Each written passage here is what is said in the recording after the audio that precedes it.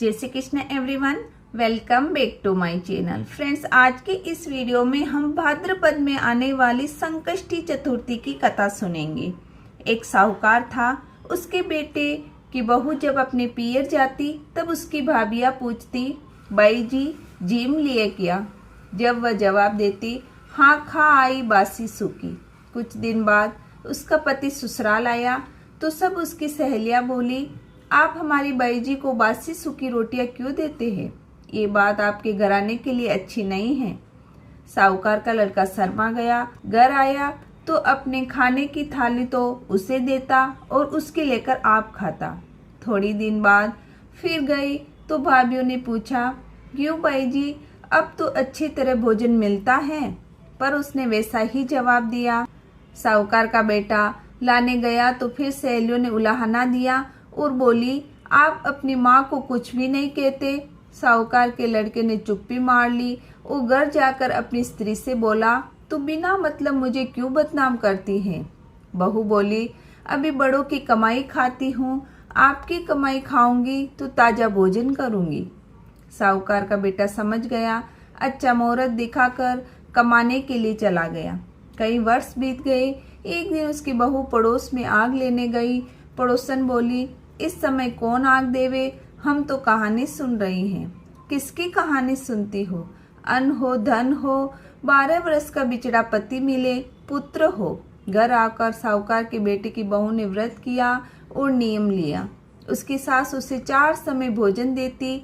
एक समय का भोजन वह गाय को दे देती, एक समय का हथकार कर ब्राह्मणी को दे देती और एक समय का राखुड़े यानी बर्तन मांजने की जगह घाट देती। चौथे समय का भोजन चांद को अर्घ्य देकर खुद खा लेती। इस तरह वह चौथ का व्रत करती। दिनों महीनों निकले, महीनों से साल निकले। एक रोज चौथ विनायक आपस में बतलाने लगे कि इसके पति को परदेश से बुलाया जाए। यह बेचारी हमें मानती है, नहीं तो फिर हमें कौन मानेगा? ये कलयुग है। ये विचार कर साहूकार के बेटे को सपने में चौथ माता ने कहा, तुम्हें इतने दिन हो गए, अब तुम अपने घर जाओ। तेरी स्त्री तुझे याद कर रही है। वह बोला, कैसे जाऊं? मैंने तो अपना कारोबार इतना फैला रखा है कि जल्दी सुलटाना भी मुश्किल है। चौथ माता ने कहा, कल तू अपनी जाजम बिछा कर बैठ जाना, सारा काम सलट जाएगा। सुबह वह उठा, ना धोकर जाजम बिछा कर बैठ गया। लेने वाले थे ले गए, देने वाले थे वो दे गए। सारा कारोबार सलट गया। मुसाफिरी पक गई।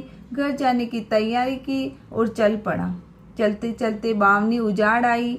देखा कि एक काला नाग अग्नि की तरह जल रहा है। साहूकार के बेटे ने उसे छिचकार दिया। सांप को बड़ा क्रोध आया। उसने कहा, पापी हत्यारा, तूने मुझे छिचकार करी, क्या किया? मैं कई दिनों से भूखा मरता, कष्ट पा रहा था। आज मैं जलकर अपने कष्ट को दूर कर देता। अब मैं तुझे ही खाऊंगा। साहूकार का बेटा बोला, भाई खा तो ले, पर मुझे मेरी माँ और पत्नी से मिलने के बाद खा लेना। मैं घर जाकर दो बात कराऊं। सर्प बोला, घर जाकर तू क्यों आने लगा? साहूकार का बेटा बोला, मेरे पीछे पीछे आ जा, मैं रात को सोऊं तब खा लेना।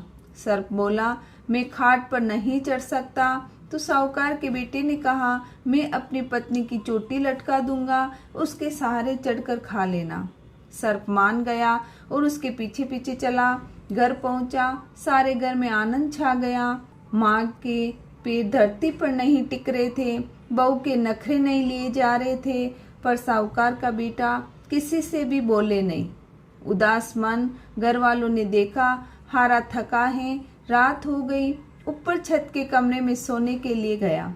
सीढ़ियों में बालू मिट्टी बिछाकर छिड़काव कर दिया। दूध का कटोरा भरवा कर रख दिया। सुगंधीदार फूल रखवा दिए। जाकर सो गया। सर पर फुफकार मारता हुआ आया। पेड़ियों पर चढ़ने लगा तो ठंडी ठंडी रेत में लोटपोट होकर खुश हो गया। ऊपर चढ़ा तो दूध का कटोरा भरा हुआ देखा। केसर कस्तूरी गिरा हुआ दूध पीकर मस्त हो गया। आगे चलकर फूलों की सुगंध से मस्त हो गया। हर बार उसने सोचा कि ऐसे आदमी को खाना तो नहीं चाहिए, पर खाऊंगा ही। चौथ विनायक आपस में बतलाने लगे कि काल तो पास आ गया, इस बेचारी की बहुत बुरी होगी।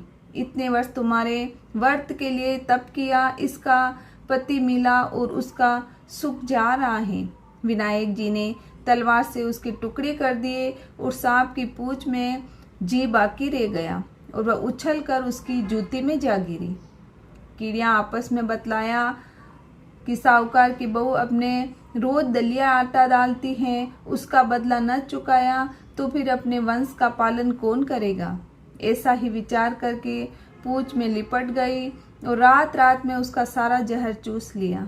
सुबह साहूकार का लड़का देर तक नहीं उठा तो उसकी माँ ने सोचा चलकर जगाना चाहिए। वह छत की तरफ गई और देखा तो चारों ओर खून ही खून बिखरा पड़ा है। उसने सोचा कि बेटे के पीछे कोई दुश्मन लग गया है। वह रोने लगी। उसका रोना सुनकर बेटा बोला। उसने अपनी माँ से कहा, मैं अच्छी तरह हूँ, तू विचार मत कर, मेरा दुश्मन मारा गया है। अब तो दान पुण्य करो, खून को धुलाकर साफ कर दो। फिर उसने अपनी माँ से पूछा कि माँ, मेरे पीछे आपने कोई दान पुण्य या व्रत उपवास किया था क्या? माँ बोली, हमने तो कुछ नहीं किया। उसकी बहू बोली कि मैंने चौथ का व्रत किया था। उसकी सास बोली, हाँ तूने जरूर किया होगा, रोजाना 4 समय का तो तुझे खाना देती हूँ। बहू बोली, सो तो सही, पर मैं खाती नहीं थी। सासू ने पूछा, तो क्या करती?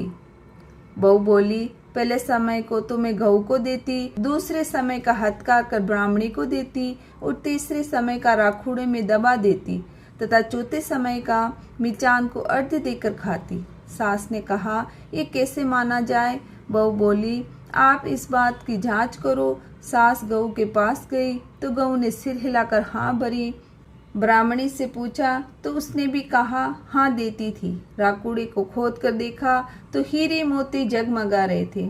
सास को ईमान आ गया और बोली, हाँ बहू, तेरे इस व्रत से ही आज मेरा बेटा राजी खुशी है। इसका दुश्मन मारा गया और खूब धन दौलत भी हो गई। सारी नगरी में डिडोरा पिटवा दिया कि बेटे की माँ पुरुषों की स्त्री 12 चौथ का व्रत करे, 12 नहीं तो 4 और 4 नहीं तो 2। अपने दीदो गाड़ो आग पैर के लिए जरूर करें। हे महाराज, चौथ विनायक जैसे साहूकार के बेटे का कष्ट काटा उसी तरह सबका काटना। उसकी बहू को सुहाग भाग दिया वैसा सबको देना। कहानी के कहने वाले को, हुकारा देने वाले को और हमको और हमारे परिवार को। बोलो गणेश जी महाराज की जय, बोलो चौथ माता की जय। अगर वीडियो आपके लिए थोड़ा भी हेल्पफुल हो तो वीडियो को लाइक करें, चैनल को सब्सक्राइब करें और वीडियो को शेयर करें। धन्यवाद।